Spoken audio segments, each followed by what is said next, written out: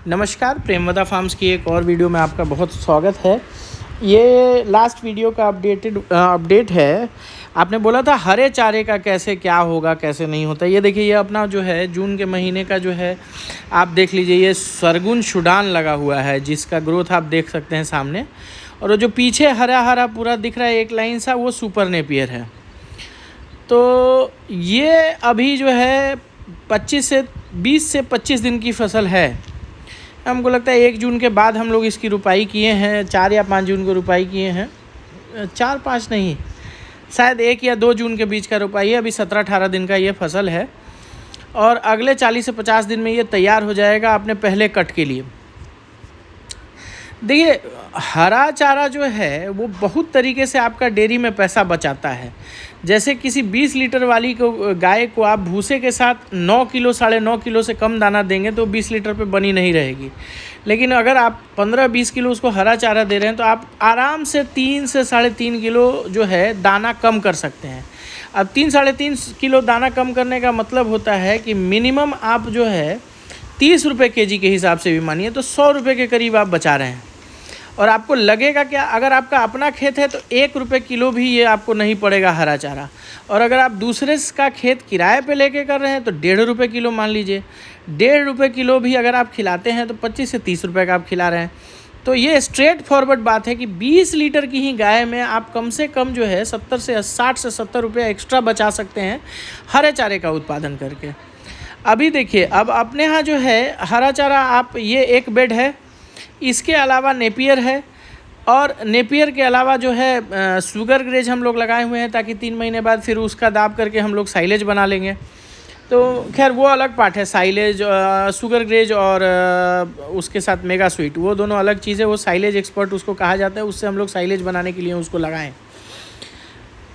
देखिए, हरा चारा जो है सिर्फ प्रोटीन का ही सोर्स नहीं है, बहुत सारे विटामिन ए, D3, सी और अदर मिनरल्स और विटामिन्स जो है वो हरे चारे के थ्रू जो है वो गायों को उपलब्ध हो जाते हैं। तो उसमें आपका बहुत तरीके का बचत होता है पैसे का।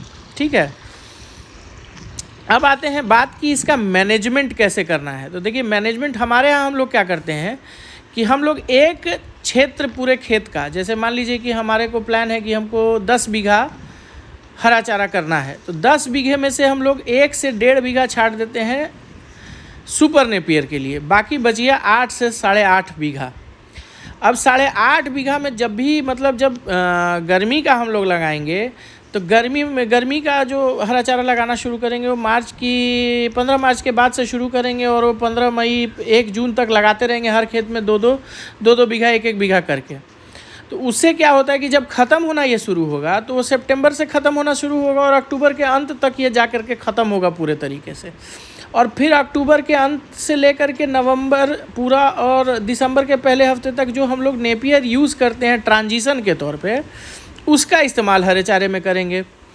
अब ये जो है, जब हरे चारे में आपका नेपियर चलेगा उतने दिन में आप जो है वो खेत जो आप खाली किए हैं ग्रीष्मकालीन हरे चारे से, उसमें आप शरद ऋतु वाला हरा चारा, जैसे मक्खन ग्रास हो गया, बरसीम हो गया, रिजका हो गया, अल्फा हो गया, ये लगा लीजिएगा।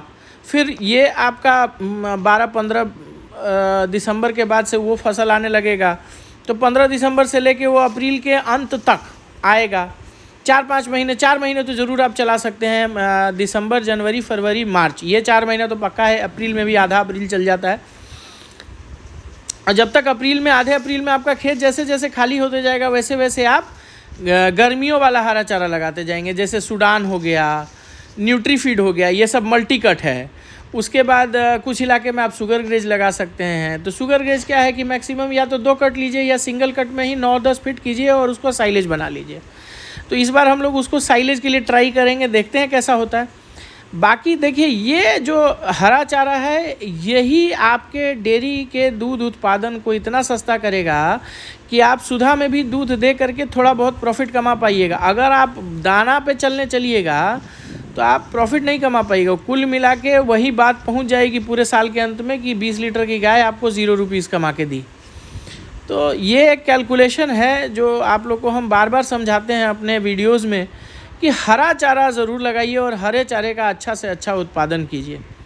और हरा चारा का उत्पादन अगर अच्छा नहीं होगा तो आप फ़ायदे में नहीं रहेंगे।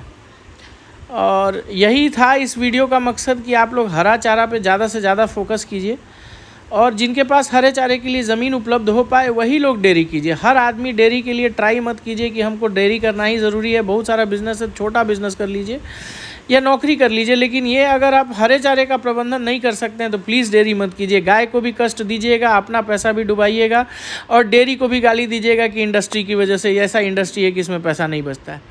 तो पैसा बचाने का सबसे आसान और सबसे महत्वपूर्ण तरीका यही है, हरे चारे का उपलब्धता। और बाकी फिर मिलते हैं हम लोग अगली वीडियो में। धन्यवाद।